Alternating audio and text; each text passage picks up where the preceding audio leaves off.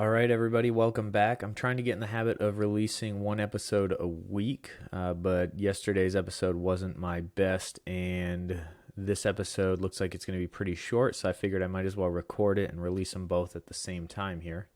Today, I'm going to be talking about our voting habits and what I think are some dangerous misconceptions about the two-party system. So, we're about 7 months post-election and 5 into a new presidency. And what do we have? The blue team is happier about what they got rid of than what they gained. And the red team is still dealing with the hangover from the last 4 years, wondering what happened. Wait, did I hook up with a reality TV star and drunk dial everyone who ever pissed me off? Not many people I know were excited about the last few elections, and if you were, this episode probably isn't for you. But if you weren't, you were probably thinking, well, I only have 2 options, so I better pick one, right? Wrong. I'm going to take the next few minutes to lay out a very simple case for voting exactly the way you please. The binary choice of the two-party system is a lie that only survives because it is convenient to both parties. Watching the more reasonable people on the right and left, there seems to be a standoff to meet in the middle. They seem to be saying, I'll do what I want and think is best, but only if you go first. People are telling themselves they don't want to vote their conscience because they don't want to risk losing to the worse of two evils. And they'd rather ensure a victory, or at least try to ensure a victory, for the lesser of two evils. But remember, the lesser of two evils is still evil. And if you are one of those who feels trapped in a binary system against your will, ask yourself, how do you feel about waiting to follow your moral compass until someone else does first? So what would happen if you did take the leap and make that protest vote? Well, with so many people out there implying that they want another option, if we all made the leap at once, it wouldn't be a protest vote at all. But it seems rather cowardly for us all to stand at the edge and wait for someone else to go first. We all fancy ourselves the hero of our own stories, but heroes drive the plot forward by making the first move. What I see playing out these days is a diffusion of responsibility scenario that you read about in psychology papers, where a crime is committed, but no one is willing to step out of the crowd and distinguish themselves to step in and help. I think that many people fear that by stepping outside of the two-party system, they'll lose their tribe and be isolated. And I can certainly understand this as somebody who is not a part of the two-party system. I certainly feel like an outsider at some parties and gatherings. But in most one-on-one conversations I have, people seem disillusioned with the two-party system. They feel stuck. So maybe by leaving it behind, if enough of us take action, we can lead our tribes out of this wasteland. And let's be honest, anyone who would turn their back on you for voting your conscience probably never shared your core values to begin with, and probably isn't someone you want in your chosen tribe. For those of you anchored in pragmatism who say you simply can't win outside of the two-party system and it's just a wasted protest vote. First, I would caution you against leaning too hard into pragmatism. For more thoughts on that, see episode 3 on idealism. But also, I would say there's value in a protest vote. And I'm going to get real controversial here, but even not voting has value when done conscientiously.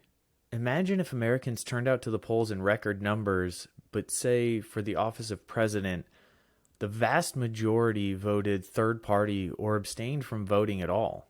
Record high turnout and voter engagement with record low votes for the winner of the highest office in the land. What would that do to the two-party system? At the very least, it would undermine the legitimacy of the current system of elites. It would signal to both parties that if they want to remain even relevant, then immediate change is necessary, and they need to circle back to the reasonable majority and abandon the radicals that they have been courting on the far left and far right. Sebastian Junger, who I really enjoy, makes the argument that everyone should vote because it encourages a feeling of community and participation. And while I agree with the core principle of remaining politically active and engaged to feel a part of your community, I disagree with the specifics of voting to accomplish that. In today's day and age with the two-party system, I would argue that there's just as much community and solidarity to be felt in protest. I'm not asking anyone to disengage with our political system. Quite the opposite. I'm asking that you be so engaged that you guide it with your conscience and your true beliefs. Which brings us back to the current two-party system. If you truly believe that one of the party platforms speaks to you and aligns with your personal philosophy, and you truly believe that the leaders of that party also believe in that platform and do their utmost to uphold its principles, then please continue to vote for the Republican or Democratic Party. But if you don't, please stop trying to game the system just to achieve the lesser of two evils. Not only is that morally tenuous, it's not even practical as it often backfires. Back in 2016, I was having a conversation with somebody who really despised Trump, and they were telling me that this election, unlike any other, was absolutely binary. You had a moral obligation to see it as binary, and we had to convince everyone it was binary. That way Trump would not get votes and Hillary would win. In this conversation, I warned the individual that this wasn't the smartest way to look at this election. They were looking at it from the perspective of someone who lived on the coasts and only spoke to liberals. But I was looking at it as somebody who'd grown up in the military my whole life. And I knew that if you made the military choose between Trump and Clinton, Trump was going to win.